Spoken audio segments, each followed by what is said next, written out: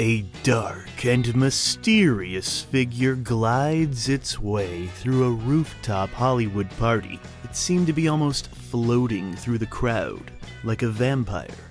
With dance skills, this monster of a man reveals himself to be Academy Award winner Christopher Walken.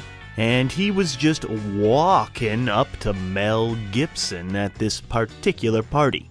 A screenplay for a potential future collaboration needed to be discussed between these two gentlemen. But all they could seem to talk about was medieval torture. Each man trying to top the other with more and more gruesome, torturous tales. Then, the air suddenly turned cold. And even Mel Gibson was freaked out. He was so freaked out that he no longer wanted to work with this talented madman. Mel then turned his head and noticed an illuminated number 6 appearing 3 times in the distance on a nearby building. All this medieval torture talk and the cold air and this 666 stuff, well, it just made Christopher Walken smile. Leaving Mr. Mel Gibson, the director of The Passion of the Christ, to believe that Christopher Walken is the Antichrist. I give up. Who are you? The Antichrist.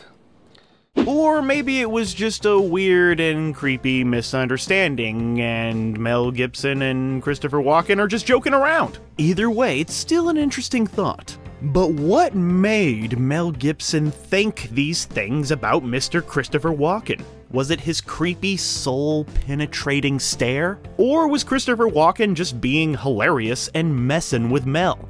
Or was it Christopher Walken's unusual speech pattern? 2 little mice fell in a bucket of cream. Oh yes, we definitely have to talk about the way he talks. It seems like everybody has a Christopher Walken impression, which I will not be doing. You're welcome. I mean, you're welcome! I think everyone does an impression of Christopher Walken because he's such an easy kind of... You know, I feel like what this show needs is more cowbell. Pineapple. I like to eat it. 101 ESPN St. Louis Sports Station.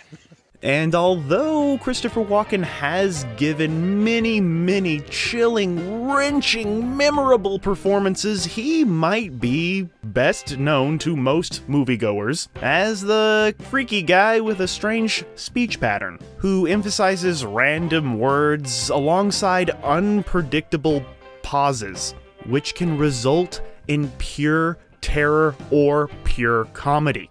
I put my pants on, just like the rest of you, 1 leg at a time. Except, once my pants are on, I make gold records. Much like the people he plays on screen, Christopher Walken is an unusual character. He never buys clothes, he just steals the wardrobe from his movies, which may be because he never tries to get into character or prepare for a role. Christopher Walken just claims that he just plays versions of himself, because himself is the only thing he knows. That's kind of genius. Pretty good, huh? All Mr. Walken does is memorize his lines. He actually removes all punctuation from the scripts and just memorizes every word and just lets himself say it like he would, often turning statements into questions and questions into statements. You know, periods and question marks. But Christopher Walken has found that that is the perfect way to unleash his inner demon or his inner goofball. I'm not crazy, you know. That's right, the dude can scare the crap out of you, and then in the next second or in the next film, he will crack you up with his hilarious, silly antics. He is the cowbell that this world needed more of. I gotta have more cowbell, baby. So yeah, comedy, drama, horror, only the greatest performers can cover a spectrum that wide. Yet Christopher Walken says that he will turn down any role that feels like it was specifically written for him. He does not like it when a screenwriter Walkenizes a character. No, that's out of the question. It's just, not the way I do it. So how and when did Christopher Walken go from brilliant Oscar-winning actor to a brilliant, hilarious parody of himself? Well, let's find out, because it's time to ask that question, and that question is, what the f*** happened to Christopher Walken? What do you want to know? Do you want to know the future? You want to know if you're going to die? Is that it?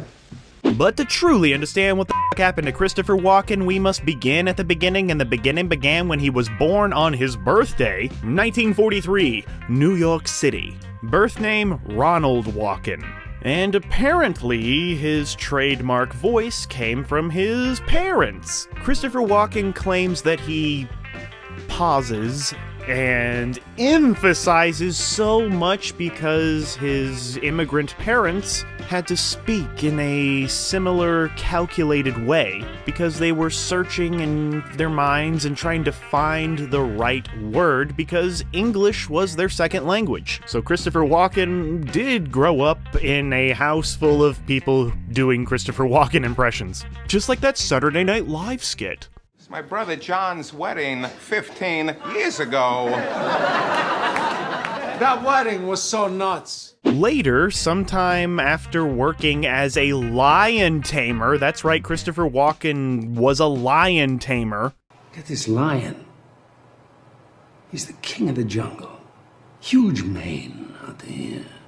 After his lion tamer days, he dropped out of college to pursue an acting career in off-Broadway musicals. Christopher Walken's stage work would lead to a special Drama Desk Award in 1970. And in 1972, he landed his first starring role in The Happiness Cage. But his true breakout would be in Woody Allen's Annie Hall in 1977, playing Dwayne, the brother of Diane Keaton. It's only a two-part scene, but those two scenes that Christopher Walken is in are some of the funniest moments in Annie Hall.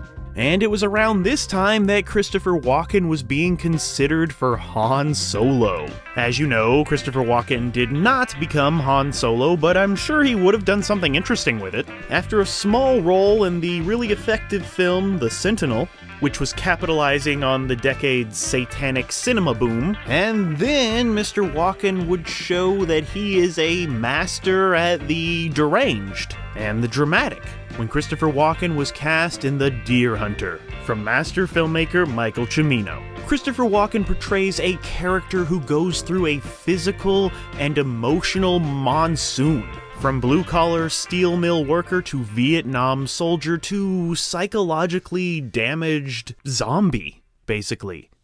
The whole thing, it's crazy. It is such a calculated decline, and Christopher Walken somehow makes it feel so gradual and natural, even if the narrative makes it feel sudden. Christopher would invest his mind, body, and soul into this character, and lost a lot of weight by only eating rice and bananas. But all of it paid off because he won an Oscar, a well-deserved Oscar for Best Supporting Actor. It is probably one of the most chilling depictions of a prisoner of war or a soldier with PTSD, or just, you know, a sad person in general. The world really needed to see this type of character on screen to help us understand what the soldiers went through. And sometimes only cinema can do that. After a small role in Jonathan Demme's Last Embrace, Christopher Walken would team up with Michael Cimino again for the Hollywood punchline of a failure, an epic failure, Heaven's Gate, which has gone on to have the reputation it deserves. Yes, it is a work of genius, it is master filmmaking, but it did cause the end of the auteur era of filmmaking. Then the studio started to take over, but it's not Christopher Walken's fault. Don't do it, man. You're very lucky you're not dead already.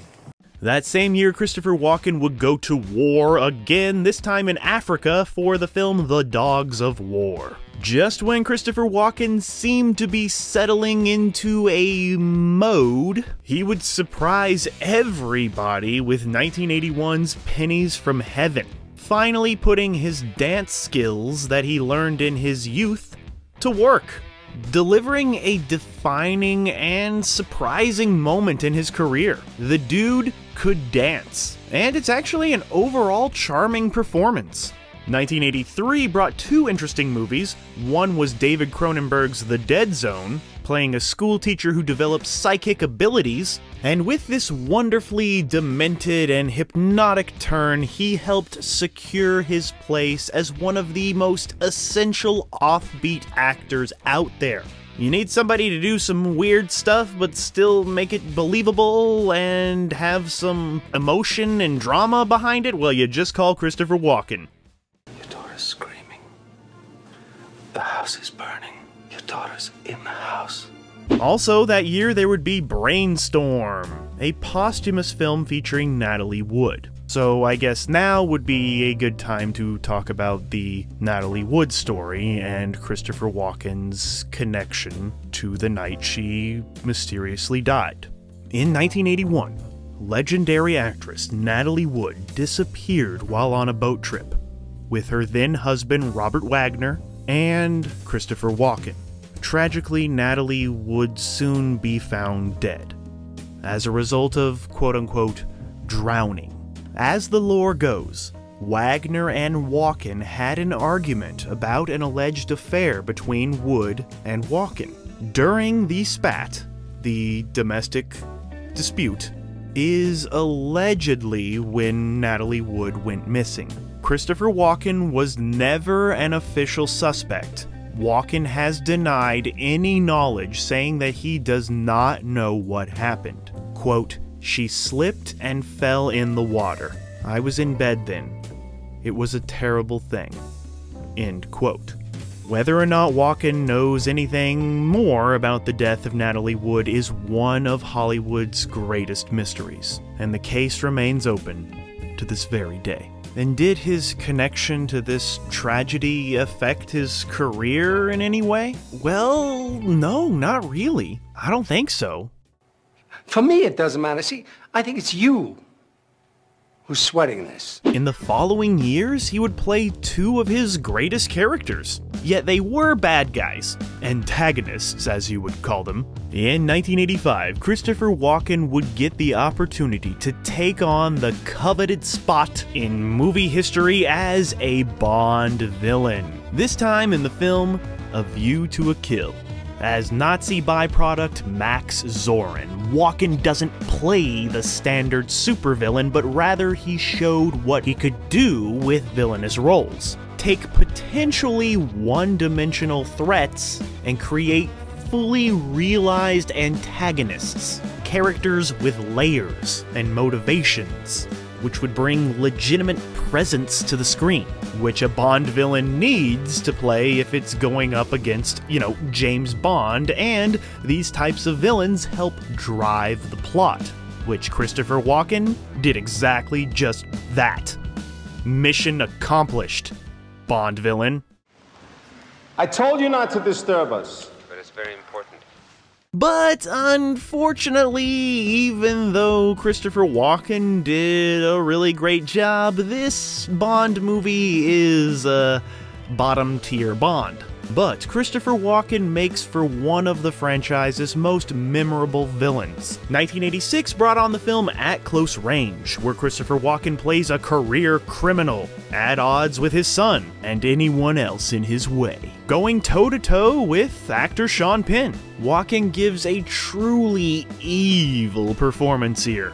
But unfortunately, Walken would end the 1980s on a string of low notes. Interesting movies that didn't really do much, like 1988's Biloxi Blues, again playing a military character, a movie called Homeboy, a movie called The Malargo Beanfield War, and a live-action telling of Puss in Boots.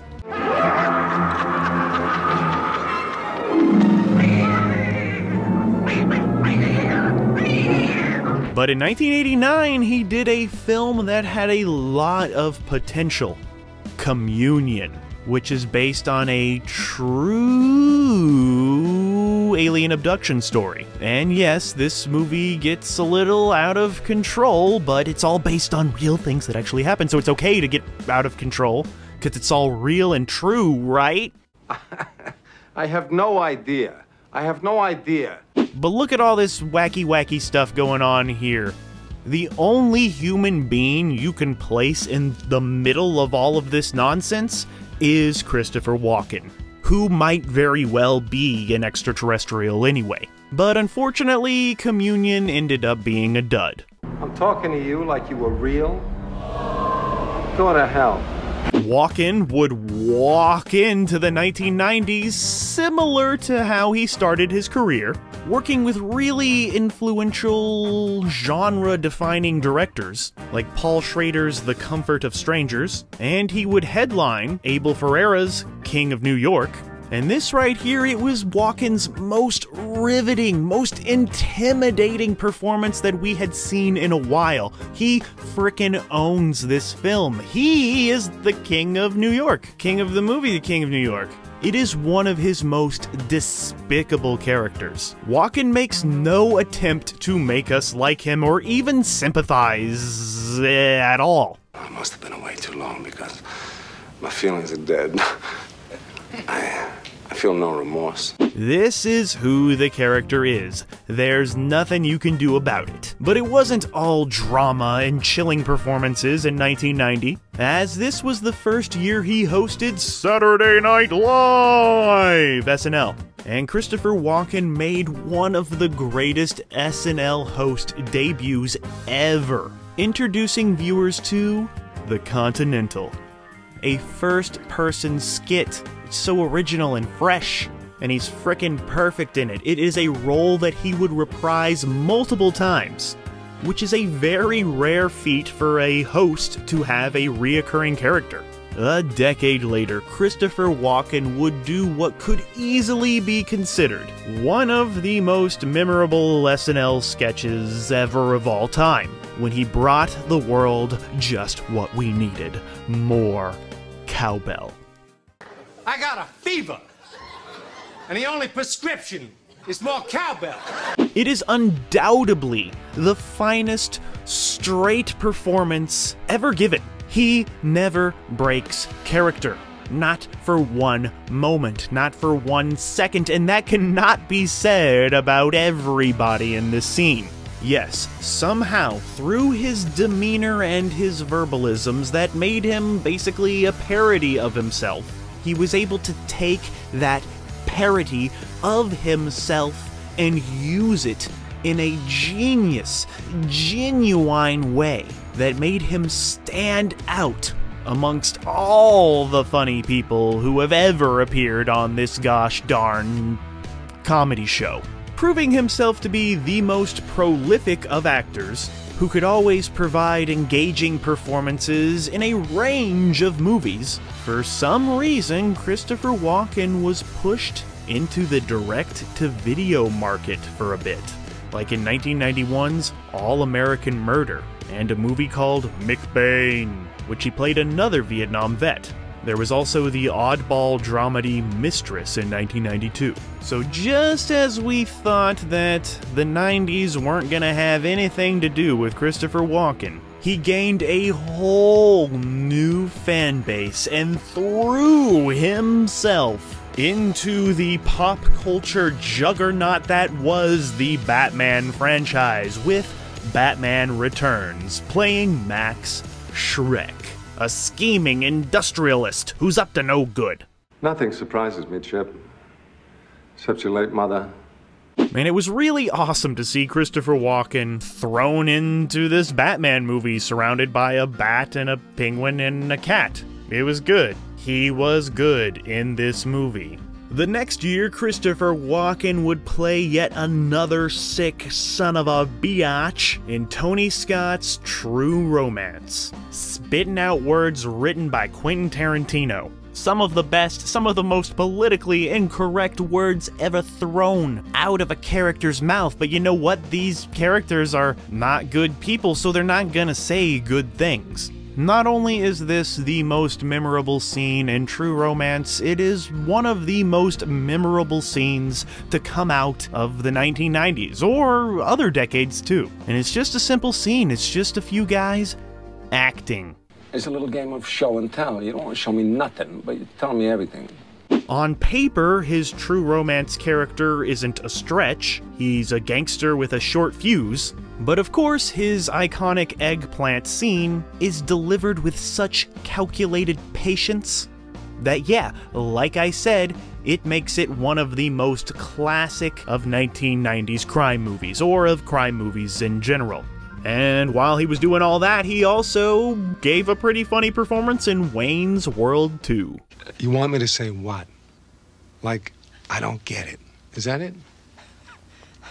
Then, for some reason, Christopher Walken would try out a romantic comedy, with a film called A Business Affair in 1994. But also in that year, 1994, he would turn in what somehow became a trademark role, that of Captain Coons in Pulp Fiction. 5 long years he wore this watch, up his ass. Then he died of dysentery. It's just one scene. It's basically a cameo, but spitting out more of these Quentin Tarantino words with this strangely hilarious monologue, Christopher Walken secured his legacy with just one scene. One scene is all he needs, guys! In 1995, Christopher Walken would return to the stage, directing and writing, as well as starring as none other than his childhood hero, Elvis Presley, in Him. For a few years around that time, Christopher Walken had a string of ultimately forgettable yet interesting movies. Sure, there were some winners and some standout performances here and there, like 1995's vampire movie The Addiction, again from Abel Ferrara, and that movie The Prophecy in 1995, which is passable only because of Christopher Walken's brilliant, deranged performance as Gabriel. There was also a movie called Things to Do in Denver When You're Dead. He went up against Johnny Depp in the action thriller Nick of Time. Of course, we cannot forget his performance in Last Man Standing. There was also a movie called The Funeral, and Suicide Kings, among many others. But at this point, Christopher Walken was kind of just a version of Christopher Walken. And not that that's a bad thing, but you know. The depth that his characters once had seemed to have grown shallow, having at some point turned into self-parody. And I don't think it's exactly possible to precisely pinpoint the moment that Christopher Walken became a walkin'-talkin' joke. Not that that's a bad thing. I like the joke, don't get me wrong. But I think it happened around this time, the late 90s. You know what? I think it happened when he started hunting mice and hiding in a Fallout bunker with Brendan Fraser. And of course, I love these movies, Mouse Hunt and Blast from the Past, but it didn't seem like he was playing a character. It was just Christopher Walken. And this Christopher Walken playing Christopher Walken sort of hit a peak with 1998's Ants. It's the one that's not A Bug's Life. This was his first voice role that obviously cast him because of how distinct and recognizable and amusing it would be to hear Christopher Walken's voice come out of an insect. And it was, gosh darn it, but still. Perhaps the only truly memorable role that Christopher Walken had at the end of the 90s was with Tim Burton's Sleepy Hollow, playing the Headless Horseman. He was the head. And it's the stuff of nightmares, like, seriously. Oh my goodness.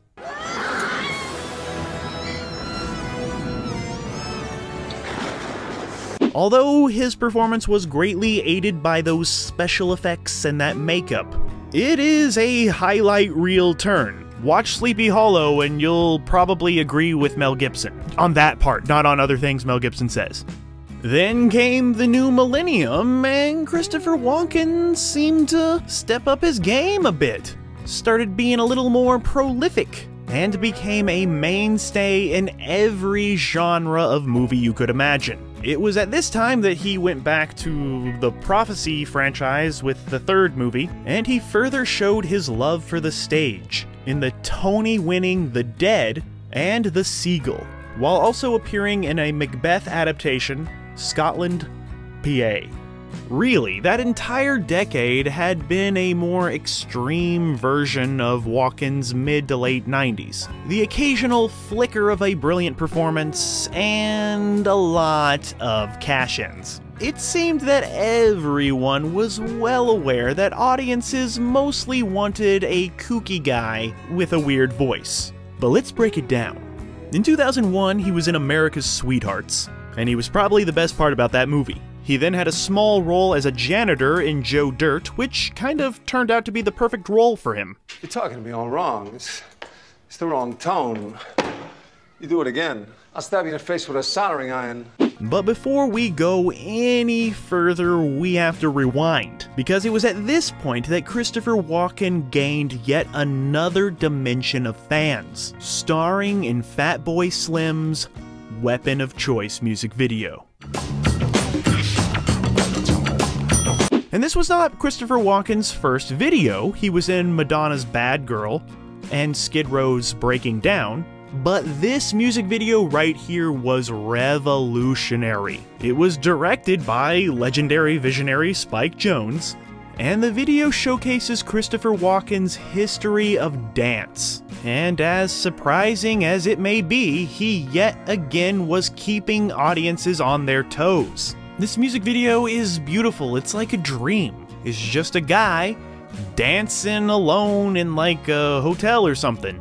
But his moves, they will hypnotize you and inspire you. Then it becomes almost like a surreal ballet. And even though Spike Jonze is behind the camera, I don't think this would have worked with anybody else. 2002 was another curious year for Christopher Walken. He would play another tough guy in Pool Hall Junkies, and he would play the main villain in Country Bears. But after appearing in the really fun action movie starring The Rock, The Rundown, playing another bad guy, he started working with master filmmaker Tony Scott, appearing in the film Man on Fire, stealing a lot of scenes in that one, and the movie Domino, showing that if Christopher Walken is working with the right filmmaker, he can deliver delicious movie magic. Everybody could feel like it was time for Christopher Walken to shine again. And they were right. Nearly a quarter century after his Academy Award-winning performance in The Deer Hunter, Christopher Walken earned his second Best Supporting Actor nomination for Steven Spielberg's Catch Me If You Can. It is a surprisingly tender performance. Walken plays a caring but flawed father, showing that sort of emotional depth that we started to take for granted from him, which could be his own fault. My son bought me a Cadillac today. I think that calls for a toast. And that was his last great performance, arguably.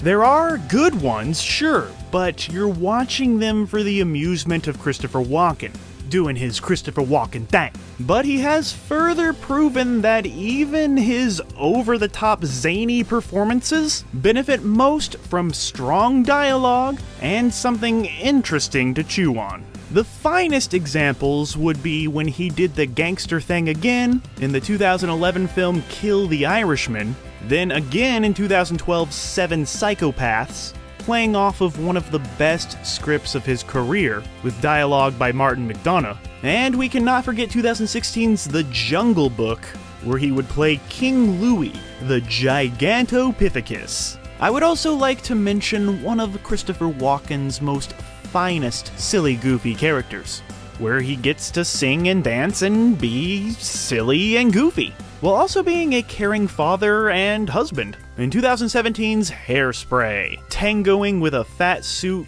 cross-dressing John Travolta. And I don't know about you, but I find it hilarious every time Christopher Walken just goes head over heels for John Travolta. There's a scene where John Travolta shakes his bootay, and Christopher Walken just like jiggles and vibrates with seduction, like, what? I don't know. But yeah, the bulk of his recent output has been goofy, eccentric, off-kilter, and freaking hilarious. He's perfect at playing people who behave strangely and get little quippy lines that can play off the leads. And yeah, we sorta love it. Think about the character he played in Click. Hilarious. Or the character he played in Wedding Crashers. Frickin' funny. Even the character in Envy. I chuckled. There was the Stepford Wives. He worked with Robin Williams in Man of the Year. And yeah, he was laugh out loud funny in that ping pong kung fu comedy Balls of Fury.